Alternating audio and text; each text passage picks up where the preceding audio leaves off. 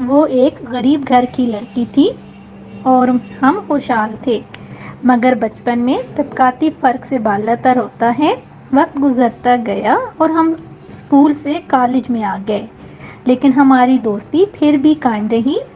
وہ اونچے خیالات رکھتی تھی، ہمیشہ ایسے خواب دیکھتی تھی جو کبھی پورے نہیں ہو سکتے تھے، پھر بھی وہ خواب دیکھے جاتی۔ امی میرا کسی کے گھر جانا پسند نہیں کرتی تھی اور کرن کی ماں اسے سہیلیوں کے گھر جانے سے نہیں روکتی تھی، تبھی وہ زیادہ وقت میرے گھر میں گزارتی تھی۔ ایف اے کے بعد کرن نے کالج جانا بند کر دیا تھا، یہ اس کی مجبوری تھی۔ اس کے والدین کے پاس بیٹی کو تعلیم دلوانے کے لیے رقم نہیں تھی۔ مجھے اکیلے کالج جانے کی عادت نہیں تھی، لیکن اب اکیلی جاتی تھی۔ اس کے بغیر کالج میں دل نہیں لگتا تھا۔ کالج سے آنے کے بعد امی سے اجازت لے کر کرن کے گھر چلی جاتی۔ ماں مجھے منع نہ کرتی کیونکہ ان دنوں میری سہیلی افسردہ رہتی تھی۔ کالج چھوٹ گیا تھا اور اب اس کے والدین اس کی شادی کرنے کا سوچ رہے تھے، وہ بھی ایک ایسے لڑکے سے جو 8ویں پاس بھی نہ تھا اور نہ ہی خوبصورت تھا، جبکہ کرن کا خواب اعلیٰ تعلیم یافتہ اور خوبصورت نوجوان تھا، جیسا کہ ہر لڑکی کا خواب ہوتا ہے، اور اسے بھی یہ خواب دیکھنے کا حق تھا۔ جس لڑکے سے اس کے والد شادی کرنا چاہتے تھے وہ اس کی پھوپھی کا بیٹا وحید تھا۔ وحید پست سوچ کا نکما سا لڑکا تھا۔ معاملہ یہ تھا کہ اس کی منگنی بہت چھوٹی عمر میں کرن سے کر دی گئی تھی، لیکن جب اس نے 8ویں میں اسکول کو خیر آباد کہہ دیا تو کرن کی ماں سوچ میں پڑ گئی۔ اس نے نند سے کہا، تمہارا لڑکا کم از کم میٹرک تو کر لے، اس 7ویں پاس کو کون نوکری دے گا؟ جب وحید کو پتہ چلا کہ ممانی نے ایسا کہا ہے تو اس نے خاندان بھر میں کہنا شروع کر دیا کہ ماموں سلمان نے کرن کی شادی مجھ سے نہ کی تو میں اس کی شادی کسی اور سے بھی نہ ہونے دوں گا، بلکہ اس کے اور اپنے گھروں کو آگ لگا دوں گا۔ اس کی دھمکیوں سے کرن کے والد گھبرا گئے۔ ان کی اور لڑکیاں بھی تھیں بغیر جہیز کے جن کی شادیاں اچھے گھرانوں میں نہیں ہو سکتی تھیں۔ انہی دنوں ہمارے پڑوس میں ہمارے رشتہ دار آ گئے۔ ان کا لڑکا قاسم انجینئر بن رہا تھا۔ اسے سوائے اپنی پڑھائی کے کسی سے سروکار نہ تھا۔ کرن نے جب قاسم کو دیکھا تو بولی، روشنی، کاش میری شادی تمہارے اس کزن سے ہو سکتی۔ میں نے جواب دیا کہ تمہارا منگیتر تو قسم کھا چکا ہے کہ اگر اس کی شادی تم سے نہ ہو سکی تو وہ سارے محلے کے گھروں کو آگ لگا دے گا۔ قاسم، مجھے بھی اچھا لگا۔ یہ عجیب بات تھی کہ ہم دونوں کو ایک ہی لڑکا پسند آیا تھا۔ کرن کو جو چیز پسند آتی وہ مجھ سے مانگ لیتی، لیکن میں نے اس سے کبھی کچھ نہیں مانگا تھا۔ پڑوس میں خالہ سلمیٰ کے آنے سے رونق ہو گئی تھی۔ انہوں نے ہمارے گھر اور ہم نے ان کے ہاں آنا جانا شروع کر دیا۔ وہ کافی باتونی مگر پیار کرنے والی خاتون تھیں۔ ایک دن میں خالہ سلمیٰ کے گھر گئی تو دیکھا قاسم صحن میں بیٹھا ہے۔ خالہ نظر نہ آئی تو میں نے ان کو سلام کیا اور خالہ کے بارے میں پوچھا۔ وہ بولا، کچن میں ہے، بلاؤں؟ لیکن میں قاسم کو دیکھ کر ایسی گھبرائی کہ اس کی بات کا جواب دیے بنا الٹے قدموں گھر لوٹ آئی۔ اسی شام میں کرن کے گھر گئی، اس کو بتایا کہ آج قاسم صاحب کے درشن ہو گئے ہیں۔ وہ بولی، تم اکیلی کیوں گئی؟ ہم دونوں ساتھ جاتی تو بات کچھ اور کرتے۔ اگلے روز وہ آئی۔ میرے سر ہو گئی کہ چلو خالہ کے گھر چلتے ہیں۔ مجبوراً مجھے اس کے ساتھ خالہ کے گھر جانا پڑا۔ وہ حسب معمول کرسی صحن میں ڈالے پڑ رہا تھا۔ میں چپ رہی۔ کرن نے اسے سلام کیا، اس نے جواب دیا۔ تبھی خالہ کچن سے نکلی اور ہمیں آواز دی۔ ہم خالہ سلمیٰ کی طرف چلی گئیں۔ اس کے بعد تو کرن کو قاسم کے خواب آنے لگے۔ ان خوابوں کا تانتا بن گیا۔ وہ روز ہی کہتی کہ چلو تمہاری خالہ کے گھر چلتے ہیں۔ میں اسے سمجھاتی کہ روز روز جانا ٹھیک نہیں، بار بار جانے سے جانے وہ کیا سمجھ بیٹھیں۔ میرے بار بار منع کرنے پر وہ چپ ہو گئی اور میرے سامنے قاسم کا ذکر کرنا بھی چھوڑ دیا، مگر اس کے دل میں میرے کزن کے لیے ایک طوفان چھپا ہوا تھا۔ انہی دنوں اس کے والدین نے اس کی شادی وحید سے کر دی، جو اس کو بالکل بھی پسند نہیں تھا۔ وہ والدین کے مجبور کرنے پر مرے باندھے راضی ہو گئی۔ جس روز دلہن بنی ودا ہو رہی تھی بہت غمگین تھی۔ مجھے دکھ ہو رہا تھا کہ اس کی شادی اس کی مرضی کے بغیر ہو رہی تھی۔ اس کے چلے جانے کے بعد دن بہت بور گزرنے لگے۔ زبردستی میں نے پڑھائی میں دل لگا لیا۔ گریجویشن کے بعد ایسی اکتاہٹ ہوئی کہ چین نہ آتا۔ والد سے اجازت لی اور ایک اسکول میں پڑھانا شروع کر دیا۔ ایک روز اسکول سے گھر لوٹ رہی تھی کہ بارش نے آ لیا، لمحوں میں تمام بھیگ گئی۔ سنبھل سنبھل کر چل رہی تھی کہ پانی سے بھرے راستے میں پھسل نہ پڑوں۔ تبھی قاسم آتا نظر آیا۔ وہ اپنے کالج سے آ رہا تھا۔ میرے قریب آ کر سواری روک لی اور کہنے لگا، میں گھر جا رہا ہوں، میرے ساتھ ساتھ چلو ورنہ بھیگ جاؤ گی۔ میں نے انکار کر دیا کہ خود چلی جاؤں گی۔ کیسے جاؤ گی اتنی بارش میں؟ کوئی رکشہ کر لوں گی۔ اچھا، رکشے والا زیادہ معتبر ہے مجھ سے؟ ٹھیک ہے، میں تم کو رکشے کیے دیتا ہوں۔ اس نے ذرا آگے جا کر ایک رکشے والے کو پکڑا اور میرے پاس لے آیا۔ میں رکشے میں بیٹھ گئی۔ اس نے اپنی کار میرے پیچھے رکھی۔ جب گھر پر اتری جلدی سے اندر چلی گئی۔ پلٹ کر نہیں دیکھا کیونکہ رکشے والے کو کرایہ اس نے پہلے سے دے دیا تھا۔ گھر آتے ہی ایک بڑی پریشانی نے استقبال کیا۔ امی جان بستر پر پڑی تھیں، ان کی طبیعت خراب تھی۔ والد گھر پر نہ تھے۔ امی دمے کی کیفیت میں تھیں۔ میرے ہاتھ پاؤں پھول گئے۔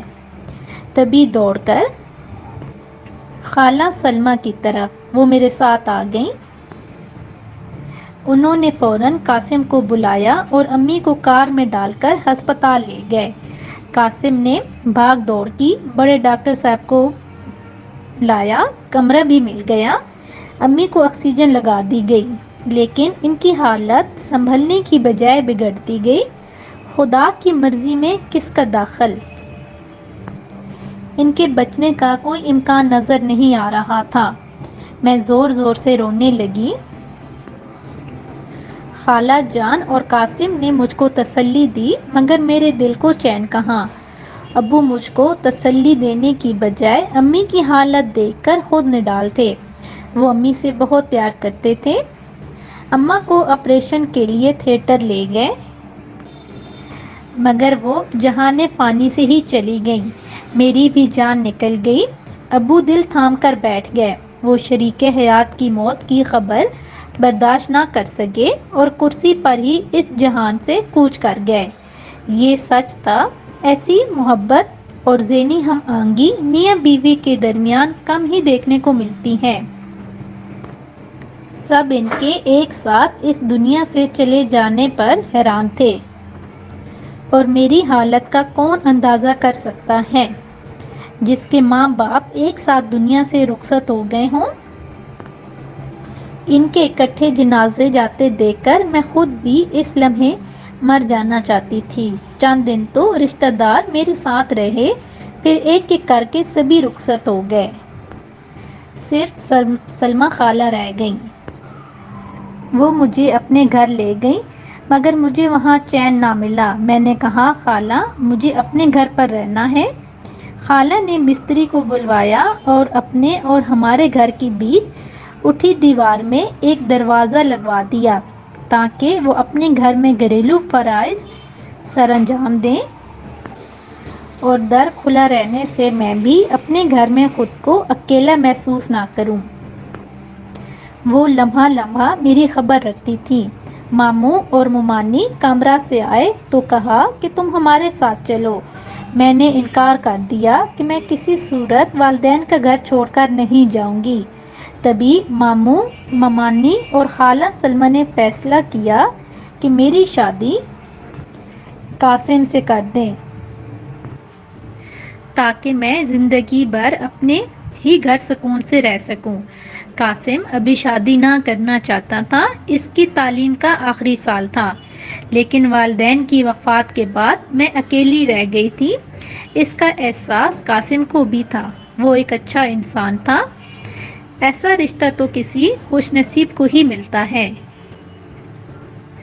مجھے تو وہ پہلے سے ہی اچھا لگتا تھا۔ قاسم نے مجھ سے شادی کی حامی بھر لی اور ہماری منگنی ہو گئی۔ شادی 1 سال بعد ہونا تھی، تاہم اب میں قاسم کے سامنے زیادہ نہیں آتی تھی۔ جب ہم آمنے سامنے ہوتے میں گھبرانے لگتی، اسے میری یہ ادا اچھی لگتی تھی۔ یوں وہ بھی مجھ سے زیادہ باتیں نہیں کرتا تھا۔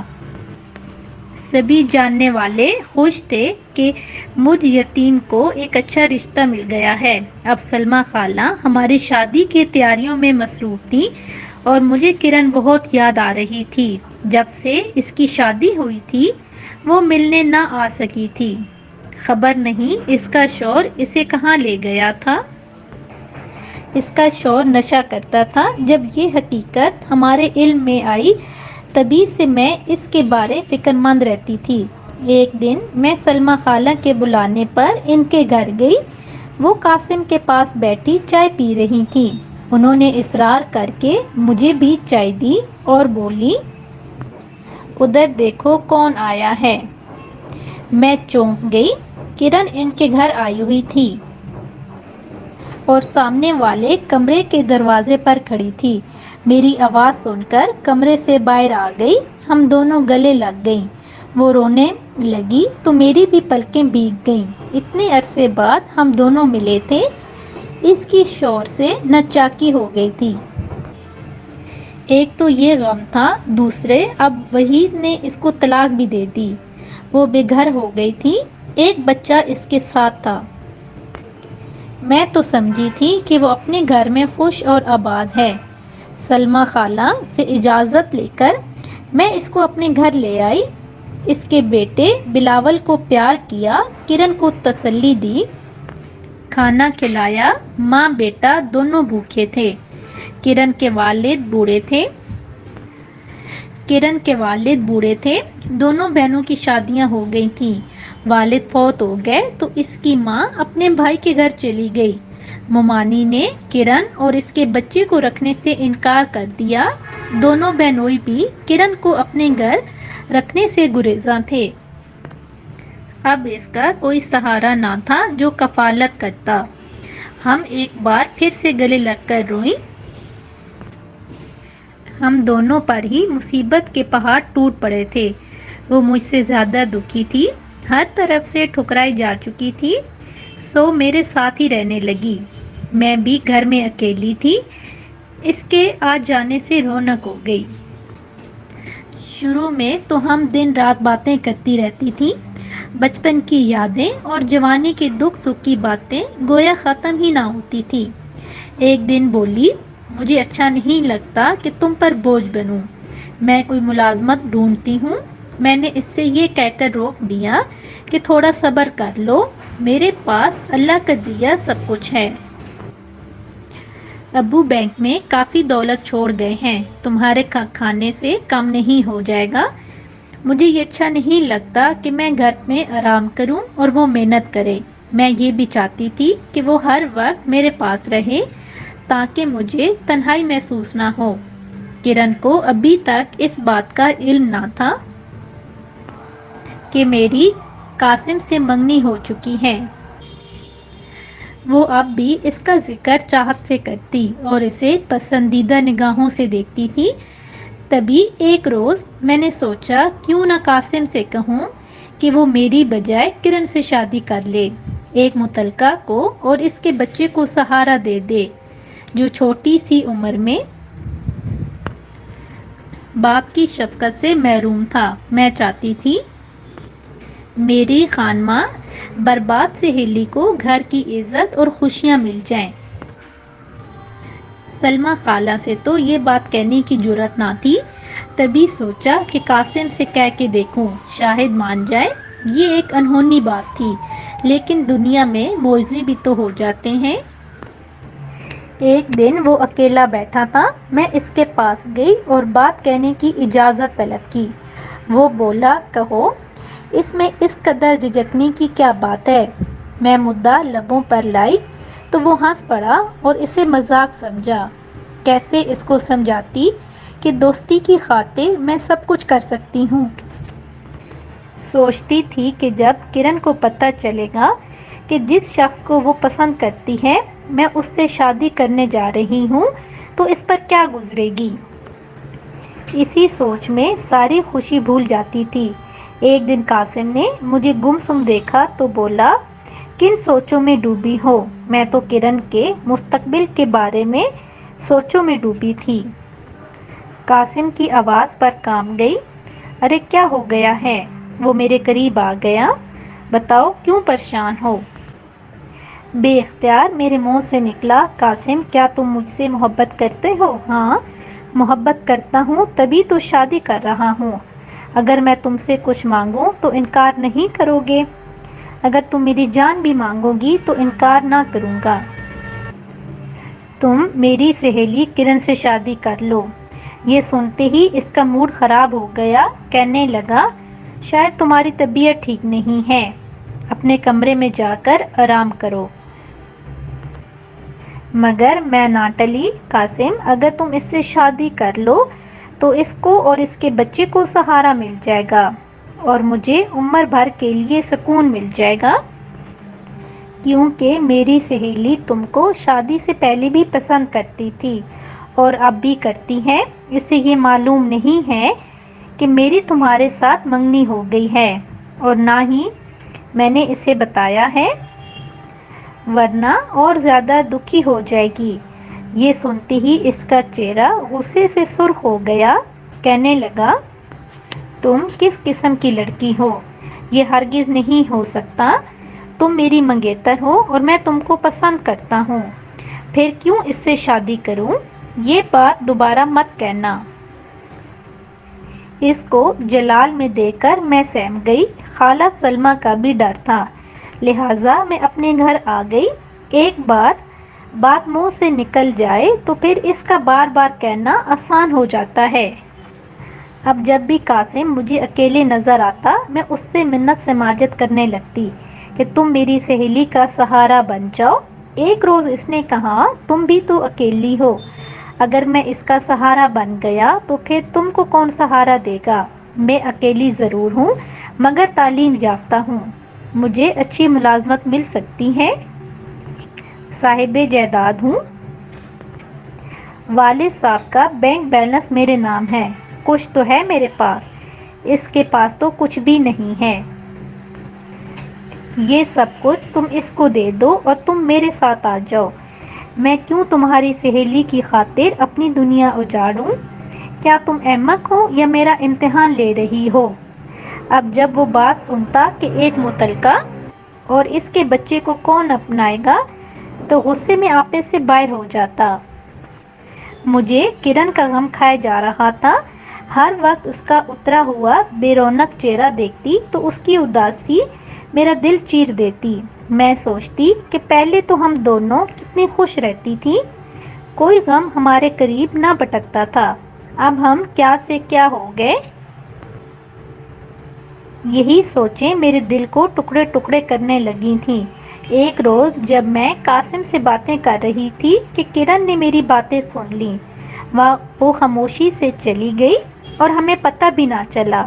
اس کے بعد سے وہ چپ پس مردہ سی رہنے لگی اور بیمار ہو کر بستر پر گر گئی۔